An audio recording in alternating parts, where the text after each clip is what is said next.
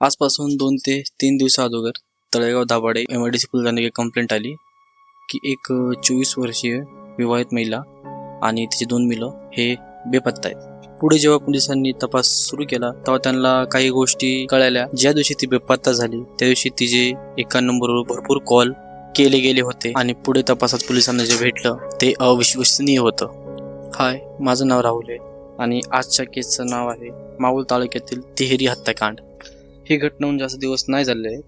मृत महिलेचं वय होतं वर्ष 25. तिचं नाव होतं सिमरन आणि बाकीचे 2 मुलं होती. एकाचं वय होतं 2 वर्ष आणि एकाचं होतं 5 वर्ष. घटनेच्या दिवशी काय काय घडलं तिची इन्फॉर्मेशन अजून माझ्यापर्यंत नाही आलेली, पण जी स्टोरी पोलिसांनी सगळ्यांना सांगितली ती स्टोरी अशी आहे. तळेगाव दाभाडे MIDC पोलिसांकडे एक कंप्लेंट आली की एक 24 वर्षीय महिला तिच्या 2 मुलांसोबत बेपत्ता आहे आणि त्याच्याच थोड्या वेळानंतर जेव्हा त्यांचा तपास सुरू केला त्यांनी तेव्हा त्यांना तपासात एक गोष्ट निदर्शनास आली की तिच्या फोनवरने एका स्पेसिफिक नंबरला भरपूर कॉल गेलेले आहेत. नंतर त्यांनी पुढे तपास करताच टायमिंगला त्यांना एक न्यूज भेटती की इंद्रायणी नदीमध्ये काही बॉडी भेटलेल्या आहेत. त्या बॉडी जेव्हा ते तपास करता कळतं की ही जी कंप्लेंट केलेली ही त्याच महिलेची बॉडी आहे. आणि पुढे जेव्हा पोलीस पूर्ण तपास करतात तेव्हा त्यांना पूर्ण घटना कळते. ती घटना अशी की तिचा प्रियकर म्हणजेच गजेंद्र तिचा गर्भपात करण्यासाठी त्याच्या रवींद्र नावाच्या मित्रासोबत ठाण्याला पाठवतो, पण गर्भपात करण्यादरम्यान तिचा मृत्यू होतो आणि तिच्या मृत्यूनंतर प्रियकराचा मित्र तिचा शव आणि तिची 2 मुले यांना घेऊन तळेगाव MIDC या हद्दीत आले आणि मृत महिलेला नदीमध्ये टाकून दिले.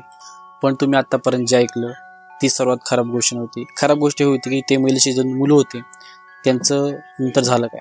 आता झालं असं की जेव्हा त्यांच्या आई मृत्यू झाली आणि त्यानंतर प्रियकर आणि प्रियकरच्या मित्रांनी म्हणून तिला जमिनीत टाकलं. हे 2 मुलं रडत होते, पण त्याला त्यांची जरा पण दया नाही आली. त्या दोघांनी म्हणून बारक्या चिमुरड्यांना पण तिथे टाकून दिले आणि अशा प्रकारे हा तिहेरी हत्याकांड सगळ्यांच्या समोरीस आला.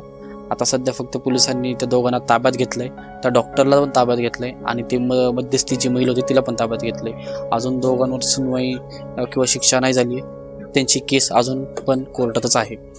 तर हा होता आजचा व्हिडिओ. मग जेव्हा मी गोष्टीत जेवढ्या क्राईममध्ये घुसत चालू आहे तेवढ्या गोष्टी डार्क होत चालल्यात. पण काय माहिती, तुम्हाला जर व्हिडिओ आवडला असेल तर कमेंट करा. लाईकची गरज नाही आहे. थँक्यू. भेटूया पुढच्या व्हिडिओमध्ये.